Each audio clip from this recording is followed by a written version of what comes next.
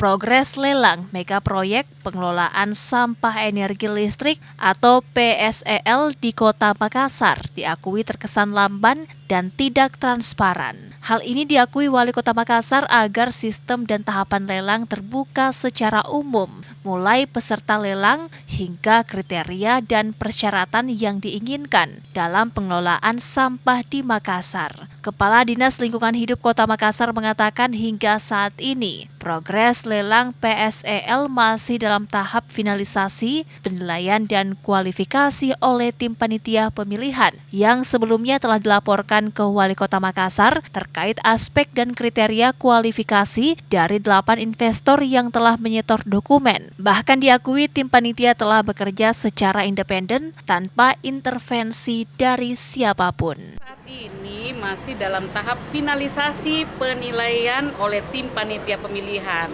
Finalisasi untuk penilaian kualifikasi ya.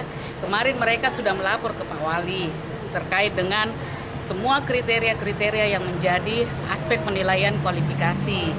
Dan terakhir ini insya Allah ya, karena pengumumannya diundur ke hari Jumat ya, jadi kita menunggu pengumuman dari tim panitia pemilihan. Saya juga tidak bisa intervensi ya, jadi tim panitia bekerja profesional, independen, tetapi tetap melaporkan seluruh proses termasuk dengan kriteria yang dinilai dari masing-masing investor itu dilaporkan ke Pak Wali.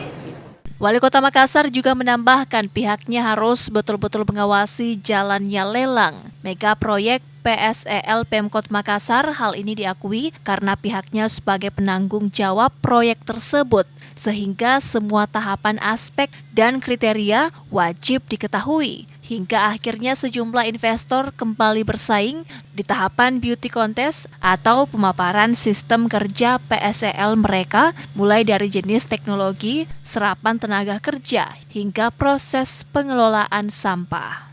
Itu kan beauty contest ya, kan biddingnya dari atas PK dulu, baru beauty contest. Beauty contest itu ide yang siapa yang paling murah atau yang paling siapa lokasinya paling layak, siapa teknologi yang paling green, tenaga kerja lokal yang terserap berapa, itu semua.